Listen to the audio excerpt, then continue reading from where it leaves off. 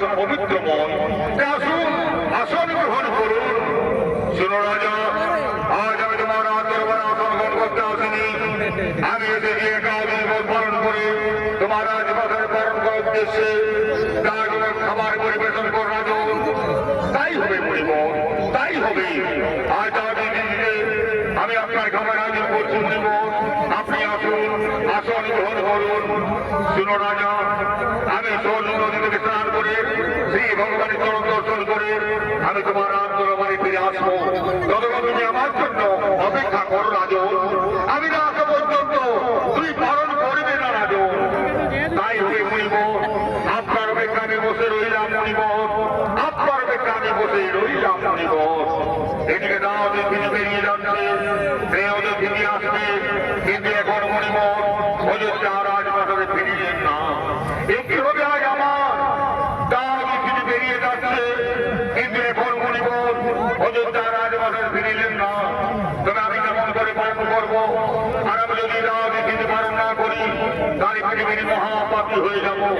তাই ভগবান শ্রীকৃষ্ণের জনবন্দনা করে আমি ভগবানের জন্য আমি পান করবো, তাতে আমার দাবি তিনি পালন করা হয়ে যাবে। হে কৃষ্ণ করুণা সিন্ধু জগৎপতির বন্ধু কান্ত রাধাকান্ত নমস্তুতে। একই রাজ, একই করছো তুমি? আমাকে ফিরে আসতে না দিয়েই তুই পালন করছো কেন? এই মণিবন এ জানা আমার কাছে কোনো উপায় ছিল না মণিবন। দাবি ফিরে বেরিয়ে যাচ্ছিল। আরে দাবি ফিরে যে পালন না করি তাহলে পৃথিবীর মহাপাপী হয়ে যাব। তাই তো আমি আপনাকে আস্থা দিয়ে পালন করেছি। আপনি আমাকে ক্ষমা করছেন মণিবন, আপনি আমাকে ক্ষমা করে দিন। ওরে নরাধম রাজা, তুই তোর মুনিকে চিনতে পারলি না। তুই তোর মুনিকে চরম অপমান করলি। তুই তোর মুনিকে চরম লাঞ্ছনা করলি। এর সাথে তোকে পেতেই হবে রাজা, এর সাথে তোকে পেতেই হবে। আজ আমার চোখা থেকে এই ভঙ্গর দত্তের সৃষ্টি করব। সে দত্ত রাজপথকে ধ্বংস করে দেবে, ধ্বংস করে দেবে। ওম প্রবুদ্ধ,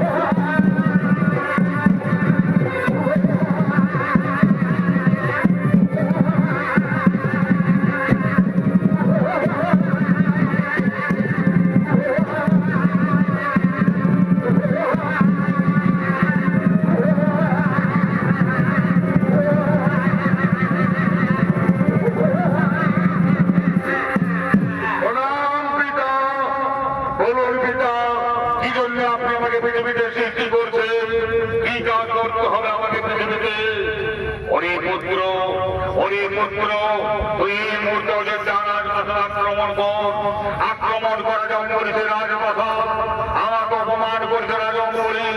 আমার অপমানের প্রতিশোধ নিতে হবে তোকে, আমার অপমানের প্রতিশোধ নিতে হবে তোকে।